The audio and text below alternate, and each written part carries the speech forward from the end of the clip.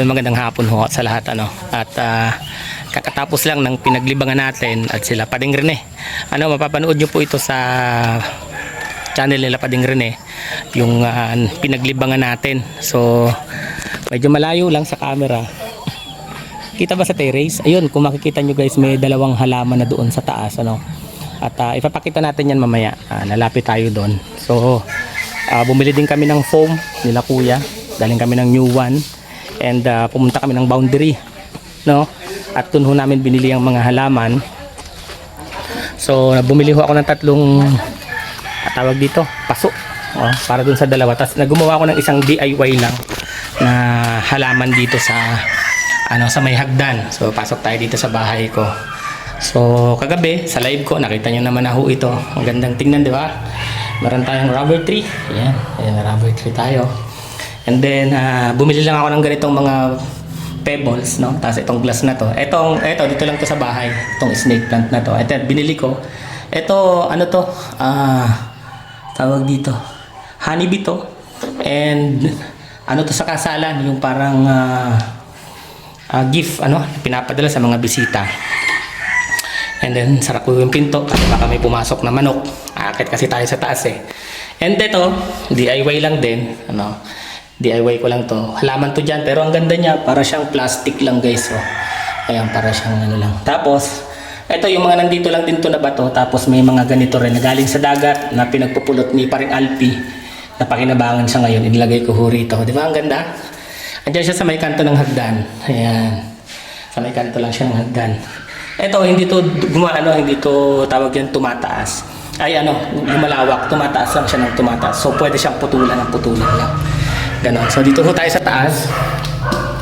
Andito kasi yung isa sa mga pinaglilibangan natin. Eto, may treadmill tayo. May treadmill dito. Pero bihira akong gamitin. Tapos syempre, yung aking mga libangan. Hindi ito mga nakatayo. So, dito tayo daan sa kwarto ko. Madilim, walang ilaw. Walang ilaw. Yan. Teka lang. Yung kurtina. Dahil yung kurtina neto eh. Tanggalin natin yung pagkakasara.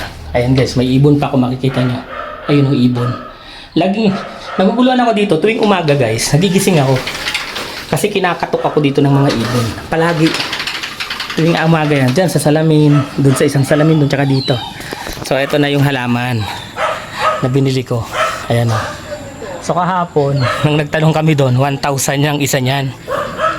Doon sa kabila, doon sa binilhan ko ng rubber plant. Pero ngayon sarado siya, so sa kabila kami pumunta. So nabili ko lang ito ng 700 ang isa. 750 na lang daw to. Doon ito sa kabila, pero parang medyo maliit siya, pero medyo malaki kasi yung 1,000 kahapon. Ayan, nabili ko na lang siya ng 700 ang isa. So dalawa na ho yung binili ko. Ito naman yung isa. So ang ganda guys, tingnan nyo naman. Ang ganda palang tingnan pag may halaman ka sa bahay, mapalabas man, mapaloob. And then meron akong sako doon. Nakita niyo yung sako na yon? Ayun sa gilid. Luyang dilaw yan. Para meron ho tayong gagawing tsaa. Pag namunga yan, di pala namumunga yan. Pagka nagkaroon ng laman, ayan, ang ganda. Cute na pukitan talaga ako sa kanya guys. Ayan, ang cute niya. Nagiging plantito na tuloy ako. Kahit hindi naman pandemic, nagiging yun sumabit. Nagiging plantito na ako. Sara natin. Kulang pala, lagyan natin. Sara ko lang guys kasi mahirap nang mapasok tayo rito. Ayan. So, patayin ko yung ilaw kasi sayang sa kuryente. Sayang sa kuryente. Kaya ito lang muna. Hindi kita yung ilaw natin. Ayan. So, yan lang muna. Para maliwanag dito, no? Para maliwanag dito.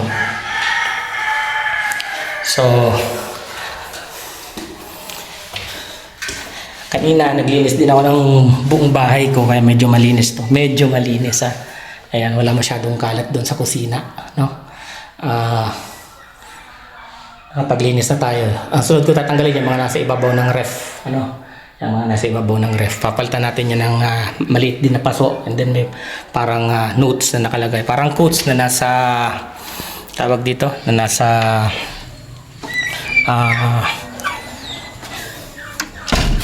frame. O yun, parang nasa frame. So yun guys, nakakatuwa po na yung bahay natin may mga may mga bulaklak na. So tingnan natin sa taas kung maganda siyang tingnan, no? So yun ayan, ang ganda niya sa labas, tingnan, no? Ang ganda-ganda niya. Ano ho bang tawag yan? Hindi naman yan pine tree. Oo, ganda niyang tingnan sa taas, no? So ito hong trapal na to, aalisin na to rito.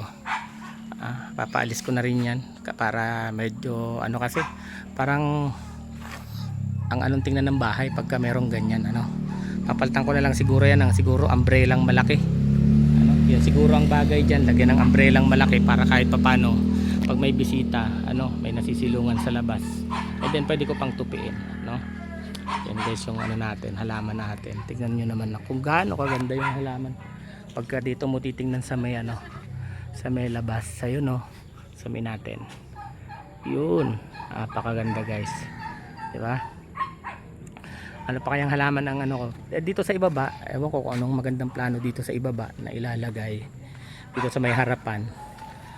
At iniisip ko kasi maraming manok dito Oo, maraming manok kaya hindi ko alam kung maglalagay ako diyan, pero mas maganda sana kung mayroon diyan, no?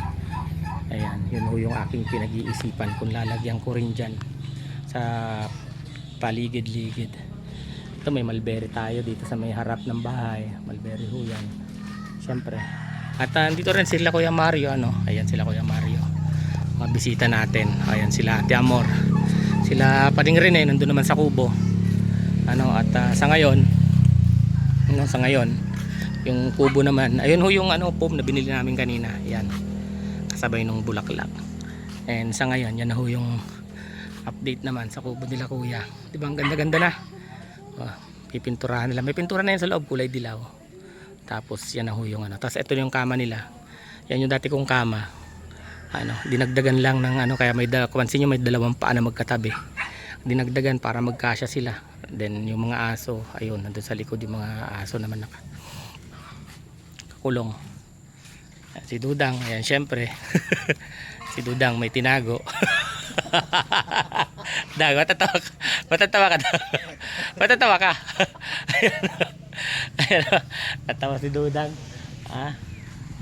Ayan, malinis ho yung paligid. May mga nakasampay lang, no? May mga nakasampay lang guys. Pero so far, maganda naman ho yung paligid dito, no? Ayan ganda-ganda. Ano kaya? Bakit?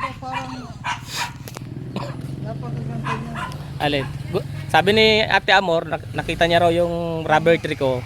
Baka daw pwedeng bilhan mo siya, 500 lang isa nun. Pwede rin basta magkaroon tayo ng walang problema. Oo. Sa bahay mo napakaganda. Ganda gandang tingnan Ayan taas. Kaya pag punta mo dito pag ganyan, pag tingala mo. Saan mo nabili yun? Diyan lang sa may boundary ng Daet tsaka Talisay. Yan sa nandiyan lang sila. Ganda nga Talisay. Basta na doon sa boundary. Oo, doon lang. Doon lang yan. Ang ganda nga Kaya lang medyo madilim sa camera kasi pa gabi na, no? Lagyan mo pa ng ilaw yun doon sa may Sa tapat yung nakaganon. Oo, ganyan. Naiilawan siya, 'di ba? Lalagyan ko. Sabi mo rubber. Hindi, rubber plant na sa... Rubber plant nasa loob ng bahay ko. Sabi ito, ang gaganda ng kwanida. Dito sa loob, tingnan niyo. Dito sa loob. Nag-DIY lang ako dito ng dalawang bulaklak pa Ito. Ayan yung rubber tree. Yan siya. Oo. Ayan. Tapos naglagay na lang ako ng snake plant dyan. Ang ganda ng bahay mo, parang hotel Parang hotel. Parang 5-star hotel. Parang nga ito yung paubos na. Ang bango pa. Ito yan. Ito yan. Amoy chicks po, amoy chicks. Ito yung nakakapagpabanganan. Bawal yata ipakita to kasi di naman ako nag-ads. Nagpo-promote ng product Ito yan. Kasi ibabaw lang. Pero sa taas, iba yung amoy. Parang kahit nadilaan mo to, wala kang makakuha na dumi. Meron naman, meron. Ang linis. Ayan guys ha, dito yung bahay natin. Ay, ito yung sabi mong Alin? kuhaan.